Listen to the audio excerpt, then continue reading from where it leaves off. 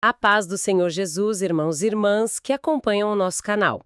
Nós estaremos estudando para o próximo fim de semana a lição 08 com o tema Isaque, herdeiro da promessa. Hoje vamos mergulhar na maravilhosa jornada de perseverança e mansidão de Isaque, entendendo como o herdeiro da promessa frutifica mesmo em tempos de crise. Então fica conosco até o final. Inscreva-se no nosso canal, deixe seu like, ative o sininho e vamos juntos aprender mais da Palavra de Deus. Amém! É uma alegria imensa estarmos juntos para mais esse mergulho na Palavra. Esse tema de hoje é daquelas lições que mexem com a nossa estrutura, né? Com certeza, é uma aula que a gente sai transformada. E, bom, para fundamentar o nosso estudo de hoje, eu quero compartilhar logo de cara o nosso texto áureo, que está lá em Gênesis, capítulo 26, versículo 12. O texto diz assim: E semeou Isaque naquela mesma terra e colheu, naquele mesmo ano, sem medidas, porque o Senhor o abençoava. Uhum. E essa passagem ela resume brilhantemente a verdade prática da nossa lição, que diz que Deus abençoou Abraão em tudo, e Isaque, o filho da promessa, também seria abençoado. Ou seja, quando Deus age, ninguém pode impedi-lo. Ninguém mesmo. E olha, eu estou super empolgada para a gente desempacotar tudo isso, porque a nossa missão hoje é bem clara, né? A gente tem 3 objetivos principais nessa jornada. Exato. Vamos passar por 3 momentos cruciais. Isso. Primeiro, nós vamos compreender a crise, sabe? A fome na Terra. Segundo, a gente vai refletir sobre essa oposição do mundo e a resposta de mansidão de Isaque diante da inveja dos vizinhos. E por último, que é a melhor parte, na minha opinião, contemplar a manifestação divina e edificação do altar, o encontro com Deus. É um roteiro perfeito para a escola bíblica dominical, né? E, assim, para a gente fazer essa ponte inicial, é muito importante lembrar quem nos acompanha que carregar uma promessa divina não é um escudo contra problemas, sabe? O famoso crente não sofre, né? É um mito. Totalmente um mito. A bênção, ela atrai milagres, sim, claro, mas ela também atrai perseguições. Isaque enfrentou uma seca devastadora, exatamente como o pai dele, Abraão, enfrentou décadas antes. A promessa não isentou o crente da prova. Sim, a prova vem para todo mundo. Mas a diferença está na reação, né? Porque, lendo lá Gênesis 26, do 1 ao 5, a gente vê que a fome na terra era severa. E o que Isaque sente vontade de fazer? Qual é a primeira inclinação humana dele? A fuga, né? A vontade natural de qualquer ser humano ali era buscar socorro no Egito. Exatamente. O Egito aqui parece sabe aquele atalho espiritual? A lógica humana que busca aquela fartura fácil para fugir do desconforto, do deserto. Uhum. É fascinante a gente olhar para isso e trazer para a nossa caminhada cristã de hoje.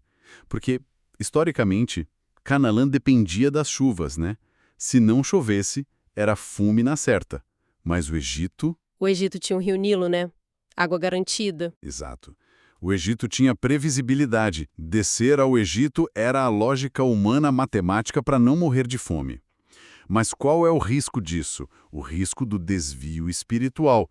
O Egito, biblicamente, muitas vezes representa o sistema do mundo, a autossuficiência que tira os nossos olhos de Deus. Nossa, e Deus fala claramente com ele, né? O Senhor aparece e diz para não descer ao Egito, mas para ficar em Gerar, ficar naquela terra seca. É a obediência divina batendo de frente com a lógica humana.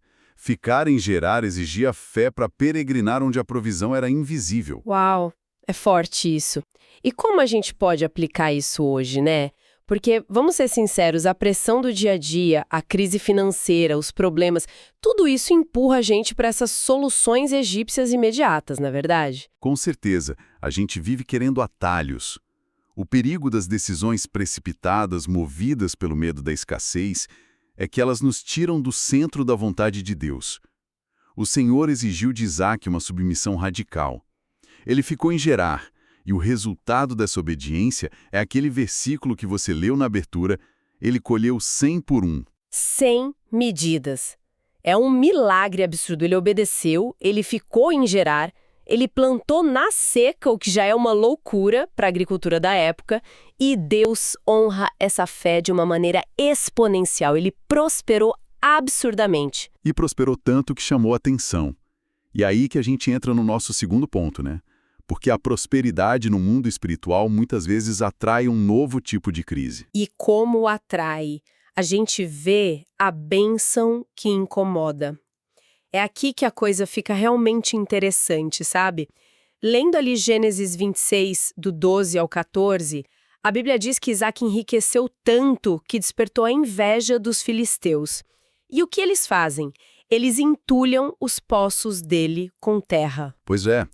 E olha, tapar um poço no Antigo Oriente Próximo não era só um vandalismo qualquer. Era guerra, né? Sim, era um ato de guerra. Era uma tentativa de destruir a fonte de vida. A água valia mais que ouro ali. Jogar terra num poço era tentar apagar o legado de Abraão e expulsar Isaac da pior forma possível. Eles preferiam perder a água do que ver o estrangeiro prosperar. Isso me deixa indignada só de pensar.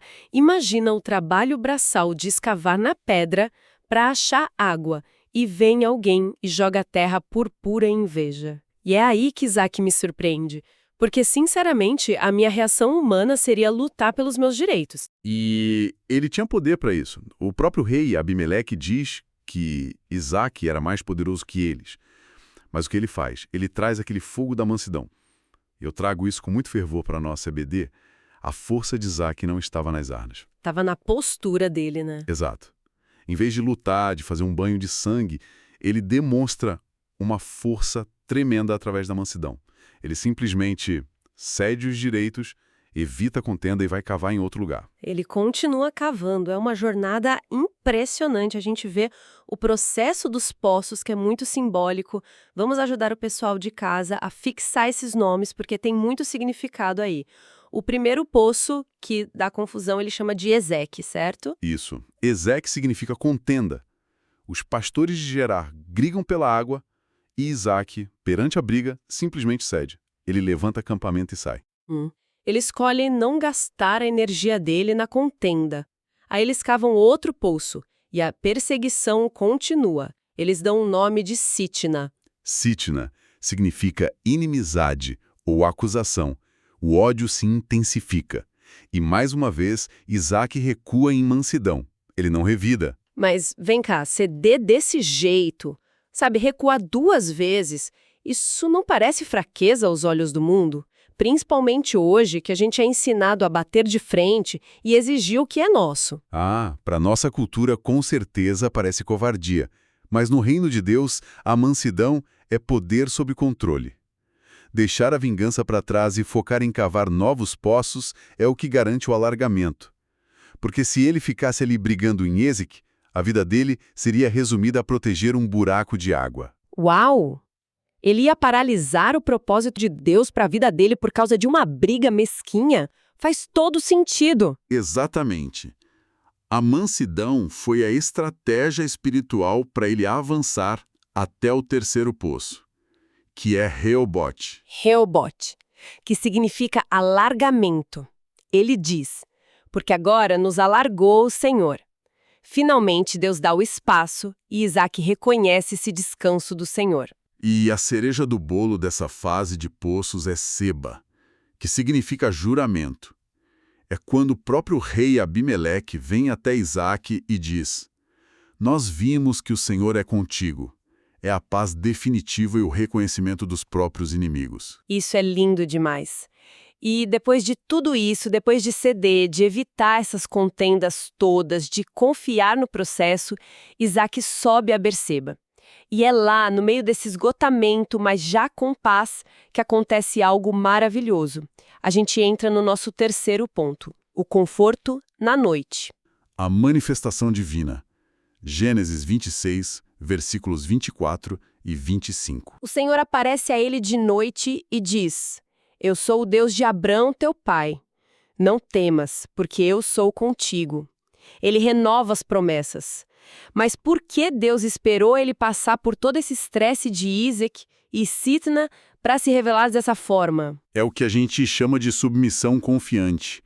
Se a gente conectar isso ao quadro geral da história de Isaac, percebemos que perseverar nas promessas não é teimosia humana. É a confiança de que Deus traz renovo exatamente onde a perseguição humana nos cansa. Deus esperou o teste do caráter dele. Nossa, faz muito sentido. O caráter dele foi forjado na mansidão lá dos poços, e aí Deus vem e carimba a promessa. E a resposta de Isaac a essa visão é algo que todo cristão precisa adotar. Ele cria, assim, uma base para a vida dele, né? Ele estabelece uma tríade, que é um conceito central que a gente precisa levar para a sala de aula da EBD. A fé madura de Isaac se equilibra em 3 pilares fundamentais naquele versículo 25. Sim, ele edifica um altar, arma sua tenda e os servos cavam um poço. Vamos falar sobre esse primeiro? O altar. O altar representa a adoração e a comunhão inegociáveis. Antes de cuidar dos negócios da riqueza dele, ele adora a Deus. É a prioridade vertical, a submissão. Exato. E o segundo pilar é a tenda. Isso me chama muita atenção, sabia? Porque ele era milionário, ele poderia construir um palácio, um castelo, muros para se defender dos filisteus. Mas ele escolhe a tenda. A tenda é o desapego. É a vida de peregrino. Mesmo sendo próspero, ele não se prende às glórias terrenas. Ele entende que a morada dele na terra é passageira. A estrutura dele não era de alvenaria para não se apegar, sabe? Ele estava sempre pronto para se mover com Deus. E o terceiro pilar é o poço, quer dizer, o trabalho diligente. Exatamente. Ele orou, adorou, mas não ficou de braços cruzados esperando a água brotar sozinha. O poço é a responsabilidade humana, o suor, a provisão divina sendo buscada no trabalho ético. Então, amarrando esses conceitos, o que tudo isso significa para nós hoje, na prática? Significa que a fé bíblica não é passiva de jeito nenhum. De forma alguma. Ela exige adoração, que é o altar, claro, mas também exige muito suor, que é o poço. O crente tem que ser fervoroso na oração e excelente no trabalho. Perfeito. Tendo contemplado toda essa jornada do Isaac, a gente precisa transformar essa história em prática diária para quem está nos ouvindo, para o professor aplicar domingo na EBD. E como a gente aplica isso de forma bem clara? Eu gosto de trazer isso em forma de uma aplicação bem fervorosa, o que a gente pode chamar de a equação da semeadura. Uma equação. Gosto disso. Como funciona? É simples, mas profunda. Você pega a circunstância difícil, que no caso dele foi a fome e a inveja. Certo, o problema. Isso. Aí você soma com a responsabilidade humana. Ou seja, ele não fugiu para o Egito. Ele obedeceu, ele foi lá e semeou, ele cavou poços e perdoou os inimigos. Ele fez a parte dele. Ação prática. Exato. E por fim você soma isso com a ação divina, a mão de Deus abençoando o processo invisivelmente. O resultado dessa soma é a colheita sobrenatural, o 100 por 1. A colheita centuplicada de Isaac. Circunstância difícil, mais responsabilidade humana, mais ação divina é igual a colheita sobrenatural. É a prova de que a fidelidade divina permanece de geração em geração. O mesmo Deus que cuidou de Abraão, sustentou Isaac e vai sustentar a igreja hoje. Que maravilha! Deus é fiel. O mundo sempre vai tentar entulhar os nossos poços de água viva, né? Eles vão tentar jogar a terra da inveja, da oposição, da murmuração, mas a fidelidade de Deus garante o nosso alargamento, garante o nosso roabote. Com toda certeza. A conclusão dessa lição é um apelo pastoral para cada coração.